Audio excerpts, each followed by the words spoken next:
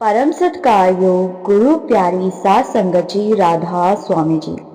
सात संगत जी, बाबा जी अक्सर फरमाते हैं कि हक हलाल की कमाई करो। सात संगत जी, इस छोटी सी साखी को सुनकर आपको समझ आएगी कि जो हक हलाल की कमाई नहीं करते उनके साथ वो अकाल पुरख, वो कुल मालिक क्या करता है। गलत तरीके से कमाई करने वाले जीव का जो हश्र होता है वो बहुत भयंकर होता है। ये घटना एक मेडिकल स्टोर के मालिक की सच्ची आप बीती है, जिसका नाम रमेश था। उनका मेडिकल स्टोर काफी पुराना और बहुत अच्छा चल रहा था, लेकिन जैसे कि कहा जाता है कि कभी कभी जरूरत से ज्यादा धन एक व्यक्ति के दिमाग को भ्रष्ट कर देता है, और यही बात रमेश जी के साथ भी घटित हुई। रमेश जी ने ये बात एक दिन संगत के बीच में बताई कि मेरा मेडिकल स्टोर बहुत अच्छी तरह से चल रहा था और मेरी आर्थिक स्थिति भी बहुत अच्छी थी। अपनी कमाई से मैंने दो और दुकानें और कुछ प्लाट खरीदे और अपने मेडिकल स्टोर की पहली मंजिल पर मैंने एक लेबोरेटरी भी खोल ली। लेकिन मैं आप सभी को बिल्कुल सच बोलूंगा कि मैं बहुत ही लालची किस्म का आदमी था, क्योंकि मेडिकल फील्ड में दोगुनी नहीं बल्कि कई गुना कमाई होती है। एक आम इंसान इस बारे में नहीं जानता है कि मेडिकल प्रोफेशन में 20 रुपए में आने वाली दवा आराम से 100 से 120 रुपए में बिक जाती है।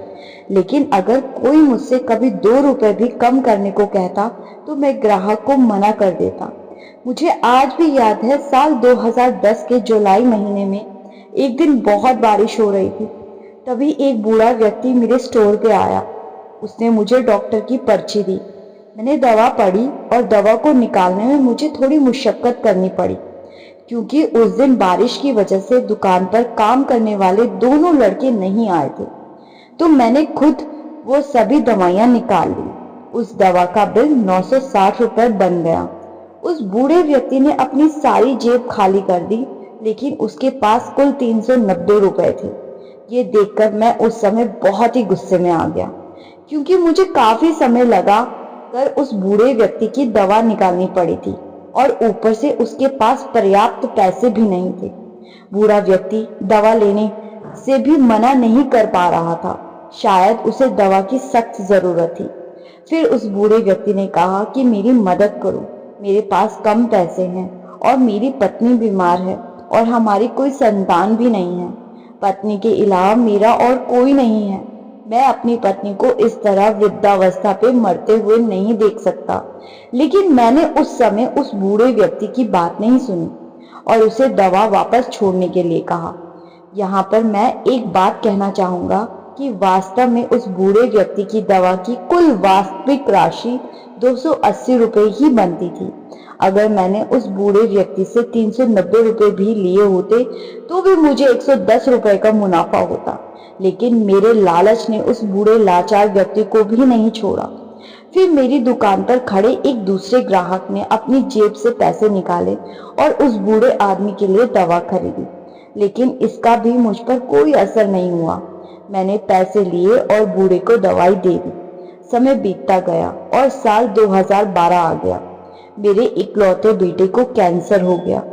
पहले तो हमें पता ही नहीं चला, लेकिन जब पता चला तो कैंसर अपनी आखिरी स्टेज पे था। मेरा पैसा पानी की तरह बहता रहा और लड़के की बीमारी और ज्यादा खराब होती गई। मेरे प्लाट बिक गए और सभी दुकानें बिक गई और आखिरकार मेडिकल स्टोर भी बिक गया। लेकिन मेरे बेटे की तबीयत बिल्कुल नहीं सुधरी।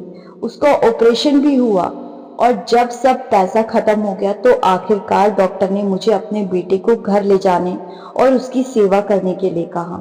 उसके बाद 2014 में मेरे बेटे का देहांत हो गया। मैं जीवन भर कमाने के बाद भी उसे बचा नहीं सका।